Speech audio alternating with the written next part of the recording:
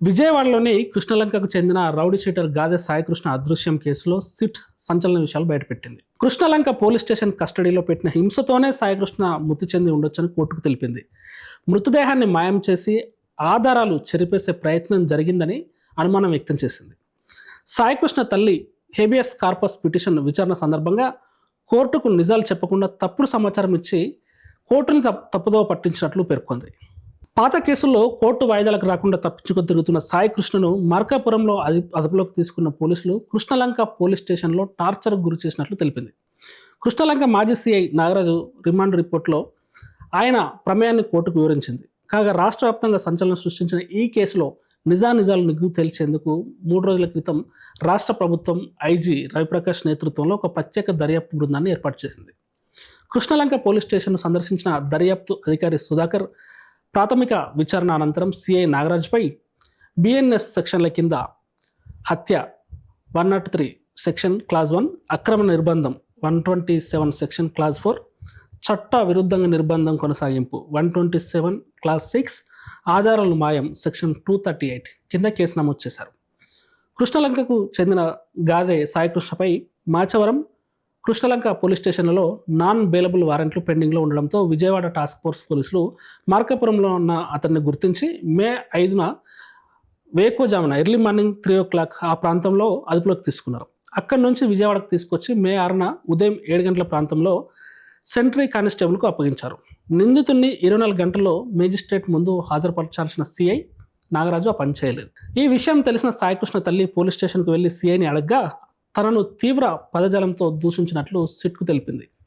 అదే సమయంలో తన కుమారుడి కేకలు వినిపించాయని, కాసేపటికి స్పృహ తప్పి పడిపోయి ఉన్నాడని చెప్పింది. లాకప్లో తీవ్ర గాయాలతో ఉన్నట్లు తన కళ్ళారా చూసినట్టు ఆమె ఇచ్చిన వాంగ్మూలాన్ని సిట్ కోర్టుకు సమర్పించింది. సాయికృష్ణ పిన్ని కనకదుర్గ మే 8 వరకు పలుమార్లు పోలీస్ స్టేషన్కి వెళ్ళి అడగ్గా సిఐ పొంతనలేని సమాధానాలు చెప్పారు.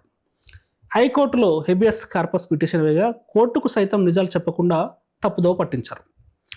తమ విచారణలో పోలీస్ స్టేషన్ సిబ్బంది, ఇతర ప్రత్యక్ష సాక్షుల వాంగ్మూలం మేరకు సాయికృష్ణ మే 6 నుంచి 8 వరకు కృష్ణలంక పోలీస్ స్టేషన్లోనే ఉన్నట్టు సిట్ కోర్టుకు తెలిపింది. ఈ కేసులో సిట్ 17 మంది సాక్షులను విచారించింది. కేసులో అత్యంత కీలకంగా మారిన సీసీ ఫుటేజ్ని మే 1 నుంచి జూన్ 1 వరకు లేకుండా తొలగించారు. ఈ విషయాన్ని ఫోరెన్సిక్ ల్యాబ్ కూడా ధృవీకరించింది. కృష్ణలంక స్టేషన్ డివిఆర్లో వీడియో డేటా లభించలేదని స్పష్టం చేసినట్లు సిట్ తెలిపింది. ఈ చర్యతో పాటు సాక్షుల వాంగ్మూలాలు, మేజిస్ట్రేట్ ముందు హాజరుపరచకపోవడం, కుమారుడి ఒంటిపై గాయాలు చూశానన్న తల్లి స్టేట్మెంట్, సాయికృష్ణ ఆచూకీ లభించకపోవడంతో అతను కస్టోడియల్ హింస వల్లే మృతి చెందినట్లు బలమైన అనుమానం వ్యక్తం చేసింది. సాయికృష్ణ మృతిపై నిర్ధారణకు వచ్చిన తాము శవం కోసం గాలించిన లభించలేదని, దాచిపెట్టారా, తగలబెట్టి బూడిద చేశారా, ఇంకేమైనా రహస్యం దాగుందా అనే కోణంలో దర్యాప్తు చేస్తున్నట్లు కోర్టుకు సిట్ వివరించింది. ఈ ఘటనలో ఎవరెవరి పాత్ర ఉంది, సిబ్బంది, ప్రైవేట్ వ్యక్తులను సైతం విచారించనున్నట్లు కోర్టుకు తెలిపింది. నాగరాజును 23న అరెస్ట్ చేసి విచారించగా దర్యాప్తునకు సహకరించడం లేదని తెలిపింది.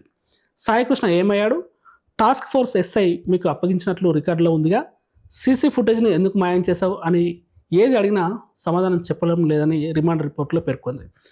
కేసుతో సంబంధం లేని సమాధానాలు చెప్తూ తప్పించుకునే ప్రయత్నం చేస్తున్నట్లు వివరించింది.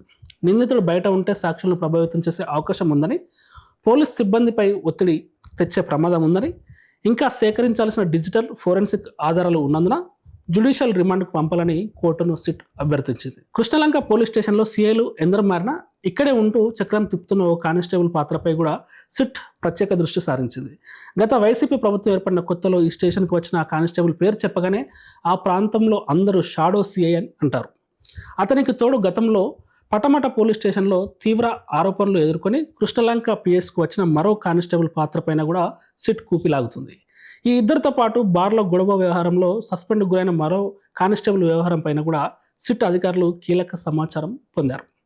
ఈ ముగ్గురిని ప్రశ్నించాక టాస్క్ ఫోర్స్ పోలీసుల్ని కృష్ణలంక ఏసీపీని సైతం ప్రశ్నించే అవకాశం ఉంది. మరోవైపు సిఐ నాగరాజ్కు న్యాయస్థానం వచ్చే నెల 8 వరకు రిమాండ్ విధించింది. ఆయనను బందోబస్తు మధ్య రాజమహేంద్రవరం సెంట్రల్ జైలుకు తరలించారు. సిట్ అధికారులు నాగరాజును మొదట కమాండ్ కంట్రోల్ సెంటర్ నుంచి ప్రభుత్వ ఆసుపత్రికి తరలించారు. అక్కడ వైద్య పరీక్షలు నిర్వహించిన తర్వాత రెండో అదనపు జ్యుడిషియల్ మేజిస్ట్రేట్ కోర్టులో హాజరుపరిచారు. పబ్లిక్ ప్రాసిక్యూటర్ సత్యవాణి వాదనలు వినిపించారు. నాగరాజు తరపున న్యాయవాది సాంబశివరావు వకాల్తా మేమో దాఖలు చేశారు. వాదనలు ఏమైనా వినిపిస్తారా అని న్యాయాధికారి అడగ్గా తాను ఏమీ చెప్పనన్నారు. ఈ కేసులో నిందితుడు దర్యాప్తు అధికారులు తప్ప మిగతా వారంతా కోర్టు హాల్ నుంచి బయటకు వెళ్ళిపోవాలని, లేకపోతే ఛాంబర్లో విచారణ చేస్తామని న్యాయాధికారి స్పష్టం చేశారు. హాల్ నుంచి న్యాయవాదులు ఎవరు బయటకు వెళ్ళకపోవడంతో న్యాయాధికారి బెంచ్ దిగి వెళ్ళిపోయారు. తొలుత నాగరాజును ఛాంబర్లోకి పిలిపించారు. 15 నిమిషాల పాటు విచారించారు. తర్వాత దర్యాప్తు అధికారులు పిలిపించారు. కేసును దర్యాప్తు చేస్తున్న సిట్ సభ్యుడు పల్నాడు అదనపు ఎస్పీ సుధాకర్, ఆయనకు సహాయకుడిగా ఉన్న ఏలూరు మహిళా పిఎస్ డిఎస్పీ యు రవిచంద్ర ఛాంబర్లోకి వెళ్లారు. వారితో న్యాయాధికారి దాదాపు 25 నిమిషాల పాటు మాట్లాడారు. అనంతరం నాగరాజుకు వచ్చే నెల 8వ తేదీ వరకు రిమాండ్ విధిస్తున్నట్లు కూడా ఉత్తర్వులు ఇచ్చారు. అయితే సిఐ నాగరాజు, ఇక్కడ ఒక ఇంట్రెస్టింగ్ విషయం జరిగింది. సిఐ నాగరాజును బందోబస్తుతో రాజమహేంద్రవరం సెంట్రల్ జైలుకు తీసుకెళ్లగా నాగరాజును చూడడానికి తాడేపల్లిగూడెం, భీమవరం ప్రాంతాల నుంచి భారీ ఎత్తున ఆయన అభిమానులు జైలు వద్దకు వచ్చారు. నాగరాజుకు ప్రజల్లో మంచి పేరు ఆయన తెచ్చుకున్నారని, అందుకే ఇప్పుడు ఆయన వచ్చే వరకు కూడా వెయిట్ చేశామని కూడా వచ్చిన వాళ్ళందరూ చెప్పారు. రౌడీ షీటర్లు, అసాంఘిక వ్యక్తుల విషయంలో ఆయన కఠినంగా వ్యవహరిస్తారని కూడా వచ్చిన వాళ్ళు అన్నారు. రౌడీలు దొంగలను ఉక్కుపదంతో అంచివేసేవారని, రాత్రి వేళల్లో బైక్పై తిరుగుతూ ప్రజలకు రక్షణ కల్పించేవారని, ఇప్పుడు ఒక రౌడీ షీటర్ విషయంలో నాగరాజును బలిపశువును చేయడం ఆవేదన కలిగిస్తోందని ఈ రాజమహేంద్రం సెంట్రల్ జైలుకు వచ్చినటువంటి ఆయన అభిమానులు చెప్పడం ఇక్కడ కుసమెరుపు.